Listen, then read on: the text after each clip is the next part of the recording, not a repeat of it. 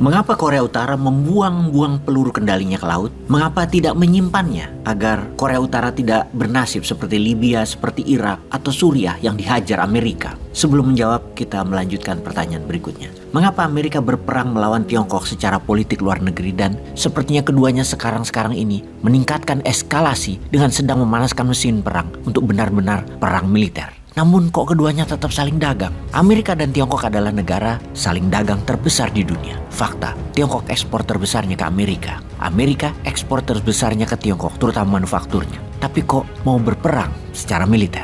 Dalam hal hegemoni atau kekuasaan, nampaknya Tiongkok berambisi untuk menaklukkan Amerika dan membuktikan dirinya Tiongkok adalah pusat dunia, pengendali dunia.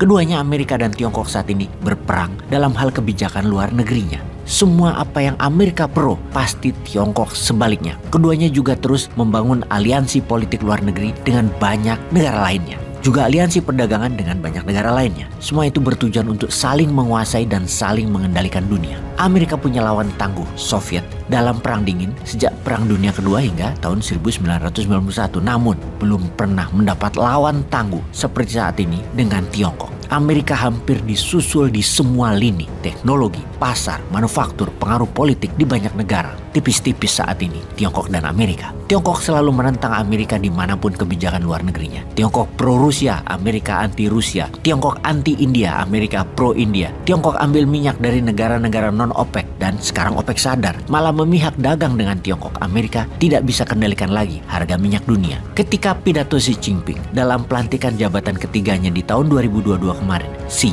mengatakan akan menjadikan satu China, satu sistem. Ini adalah kode keras buat Tiongkok pasti akan ambil Taiwan. Saat ini, satu China, dua sistem. Dua sistem dikatakan karena mainland Tiongkok sistemnya komunis, Taiwan sistemnya demokrasi. Cita-cita Chiang Kai-shek adalah Taiwan akan menasionalisasikan mainland dan menjadikan Tiongkok daratan negara demokrasi. Di sisi lain, cita-cita Mao Zedong adalah menjadikan Taiwan bersatu kembali. Taiwan dianggap provinsi yang hilang, harus masuk kembali ke komunis. Itulah satu Cina, dua sistem. Amerika pro-demokrasi, karena itu Amerika di belakang Taiwan. Kalau Indonesia pro yang mana ya? Oke, kita lanjut. Kita semua tahu bahwa Amerika adalah negara yang harus berperang karena perang merupakan dua hal utama agar Amerika memegang kendali dunia. Pertama, perang adalah sumber ekonomi karena APBN Amerika 20%-nya adalah keuntungan dari perang. Dan yang kedua adalah efek deterrent. Nah, kita ingin bahas dulu apa itu efek deterrent dengan mengambil contoh negaranya Kim Jong-un. Seperti informasi di awal, kita tahu ada sebuah taktik bernama deterrent atau efek gentar, di mana strategi ini dipakai agar musuh tidak jadi menyerang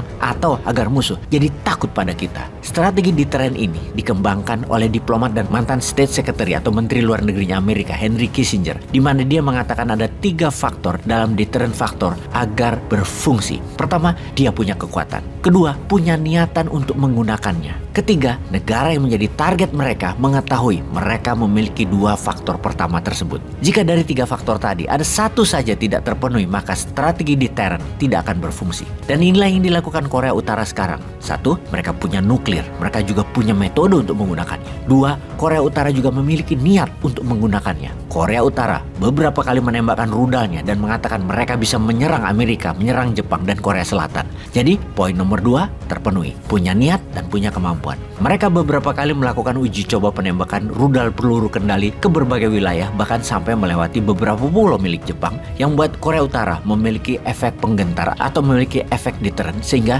negaranya ditakuti bahkan oleh negara besar di kawasan. Mereka, Korea Utara, disegani oleh Jepang, oleh Korea Selatan, dan oleh Amerika. Mereka tahu, 3 negara itu tahu kemampuannya dari Korea Utara. Sekarang kita ke Wakanda sebentar. Poin pertama, adakah Wakanda memiliki senjata serang jarak jauh berhulu ledak nuklir? Punyakah teknologinya? Punyakah kemampuan memiliki dan memproduksinya? Juga memainkannya? Poin 2, punyakah Wakanda niat untuk menjadi negara yang disegani di kawasan? Ketiga, tahukah negara-negara lain di kawasan akan kemampuan dan niatan Wakanda tersebut? Oh, tidak ada ya ketiganya. Oke, kita tanya lebih lanjut. Karena tidak punya deterrent faktor, posisi tawar kita lemah, ya kita pilih aja pada nempel pada kekuatan asing, kekuatan hegemoni. Pilih nempel pada kekuatan demokrasi atau komunis sebagai mitra.